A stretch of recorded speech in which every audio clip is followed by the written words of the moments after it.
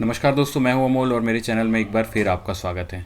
आज हम लोग बात करेंगे हाल ही में चर्चाओं में रही, न्यूज़ में रही जोशीमठ की। जोशीमठ उत्तराखंड में स्थित एक शहर है जो हिंदुओं के तीर्थस्थल बद्रीनाथ और सिखों के तीर्थस्थल हेमकुंड साहिब के पास है। जोशीमठ में हाल ही में खबरें आई थी कि यहाँ भूस्खलन और ज़मीन धंसने के कारण लोगों के घरों में काफ़ी सारी दरारें आ गई हैं और काफ़ी सारे परिवार इससे प्रभावित हुए हैं। आइए समझते हैं कि जोशीमठ में ये सब क्यों हो रहा है, क्या है इसके पीछे कारण, और जानेंगे जोशीमठ के बारे में कि आगे इससे स्थिति को निपटने के लिए सरकार को क्या कदम लेने चाहिए। शुरू करते हैं। जोशीमठ उत्तराखंड के चमोली ज़िले में है। ऋषिकेश और बद्रीनाथ पर जाने वाले राष्ट्रीय राजमार्ग 7 NH7 पर स्थित एक पहाड़ी शहर। वैसे तो ये पर्यटन स्थल के हिसाब से बहुत बड़ा एक पॉइंट है, क्योंकि बद्रीनाथ जाने वाले, औली जाने वाले, वैली ऑफ फ्लावर्स या हेमकुंड साहिब जाने वाले यात्रियों के लिए रात्रि विश्राम स्थल के रूप में बहुत सालों से प्रचलित है। लोग यहाँ जाते हैं और अपना विश्राम करते हैं। जोशीमठ सेना की एक महत्वपूर्ण छावनियों में से भी एक है जो अपना सामरिक महत्व रखता है। अगर इसकी बात करूँ सिस्मिक जोन की, तो सिस्मिक जोन को पहले समझ लेते हैं। सिस्मिक जोन नंबर 5 में इसको रखा गया है। पहले समझ लेते हैं कि सिस्मिक जोन होता क्या है। भूकंप आने की संभावनाओं की दृष्टि से भारत को 5 जोनों में डिवाइड किया गया है। पहले 1, 2, 3, 4 जोन होते थे, लेकिन अब पहला जोन हटा दिया गया है, क्योंकि पहला जोन जो होता था उसमें भूकंप आने की संभावनाएं लगभग नील होती है। तो भारत में कहीं भी ऐसा नहीं है जहाँ भूकंप आने की संभावनाएं नील हो, इसलिए यहाँ पे जोन रेटिंग शुरू होती है जोन नंबर 2 से। तो ये जोन नंबर 5 है, मतलब जो सबसे अधिक डेंजरस सिचुएशन में है, जहाँ पे भूकंप आना बहुत ज़्यादा नॉर्मल सी चीज़ है। अगर मैं बात करूँ नदियों की, तो यहाँ धौली गंगा और अलकनंदा नदियों का संगम भी है।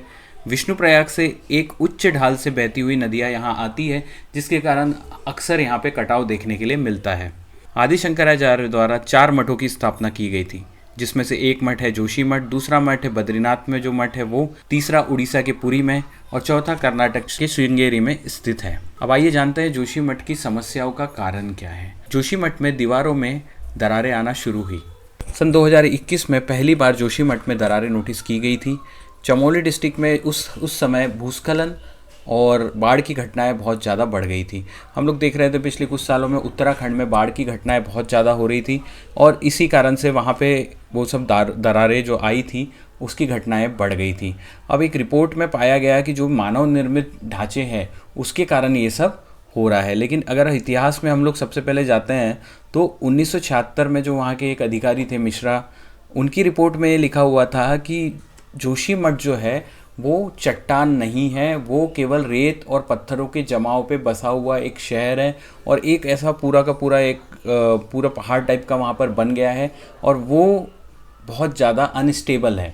जब उसी समय बता दिया गया था कि यहाँ की ज़मीन में भूस्खलन होंगे ही होंगे, तो उसी समय सरकार ने यहाँ पर डिसीजन ले करके यहाँ पर निर्माण कार्य रोक देना चाहिए था, और किसी भी प्रकार के अन्य कार्यों को करने के पहले यहाँ पर प्रॉपर स्टडी होनी चाहिए थी। लेकिन ऐसा नहीं हुआ। इसका परिणाम ठीक ऑलमोस्ट 40-45 साल बाद आपको देखने के लिए मिल रहा है कि यहाँ पर दरारें आ रही है, और लोगों ने निर्माण कार्य बहुत ज़्यादा किया, पेड़ काटे हैं, जिसके कारण पेड़ मृदा को जो पकड़ने की क्षमता रहती है पेड़ों की वो ख़त्म हुई है, और मृदा जिसको मैं बोलूँ तो वो एकदम अनस्टेबल हो गई है और वहाँ से बह रही है।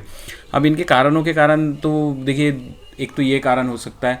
दूसरा सबसे बड़ा कारण वहाँ पर ये है कि हिमालय क्षेत्र पूरा ही अनस्टेबल है।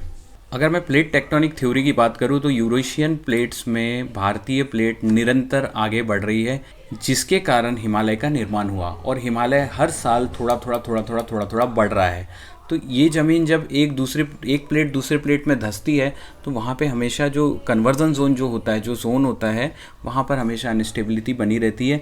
हमारे हिमालय क्षेत्र में यही परेशानी है कि वो भी उसी जोन में आता है जहाँ पर अनस्टेबिलिटी होना एक नॉर्मल सी बात है।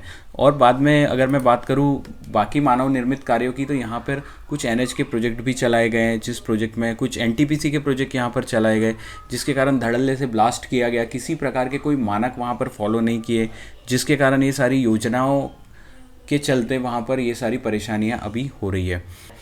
सरकार कितनी मदद करेगी ये तो भविष्य में पता लगेगी, लेकिन अभी इस समय उन लोगों के सामने सबसे बड़ी जो स्थिति वो ये है कि अपना घर छोड़ करके उन्हें बाहर राहत शिविरों में रहने जाना पड़ा है। अब जोशीमठ के उपाय क्या हो सकते हैं, तो सबसे पहले तो वहाँ जितने भी प्रोजेक्ट्स चल रहे हैं उनको स्टॉप कर देना चाहिए और उन पूरे वैज्ञानिकों की टीम को वहाँ भूस्खलन का अध्ययन करना चाहिए और भूस्खलन के कारण जो समस्याएं आ रही है उसको कैसे ठीक करें उसके पूरा एक रोड मैप देना चाहिए। वैसे एक संगठन है जिसे हम सीमा सड़क संगठन BRO भी कहते हैं, उन लोगों ने सरकार से कहा था कि विशेष रूप से जो संवेदनशील है वहाँ पे पुनरारोपण करने की आवश्यकता है, मतलब वहाँ पर पूरी एक स्ट्रक्चर प्लानिंग की ज़रूरत है जिसके बाद वो पूरे के पूरा निर्माण हो पाएगा। तो सिस्मिक जोन हो या जो भी परेशानी हो, देखिए क्या है, कुछ और अन्य कारण भी है, उनको हम लोग समझ लेते हैं। सबसे पहले अन्य कारण है कि जैसे ही टूरिज़्म बढ़ा, आजकल हम लोग देखते हैं कि इंटरनेट पे सारी चीज़ें अवेलेबल है, लोगों को पहाड़ों में जाना पसंद है, लोगों को अलग अलग क्षेत्रों में जाना पसंद है, वीकेंड्स मनाना पसंद है।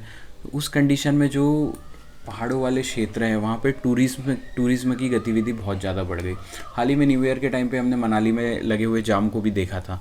तो वो वाले जो सिस्टम है वहाँ पर क्या होता है कि जैसे डिमांड एंड सप्लाई के गेम में वहाँ होटल्स बनना चालू होता है और पैसे के लालच में वहाँ पर अधिकारियों से पूरी सेटिंग करके सारे नियम कायदे कानून को ताक में रख दिया जाता है और उसके परिणाम फिर ऐसे निकल करके आते हैं। तो ये वहाँ के लोकल को सोचना चाहिए, वहाँ के लोकल के साथ साथ अधिकारियों को सोचना चाहिए आज हम जिन निर्माण कार्यों को अनुमति दे रहे हैं वो आगे चलकर कितने लोगों के लिए समस्याएं खड़ी कर सकती है। तो ये था जोशीमठ का एक बहुत ही संक्षिप्त विवरण और सिस्मिक गतिविधियों के कारण वहाँ पर बहुत ज़्यादा समस्याएं उत्पन्न हुई है। आशा करता हूँ सरकार वहाँ की जनता की मदद करेगी और उस प्रकार के जितने भी क्षेत्र पूरी हिमालय के जो बेल्ट में आते हैं वहाँ पर इस प्रकार के क्षेत्रों को पहले से ध्यान में रखते हुए वहाँ गतिविधियों को रोकेगी।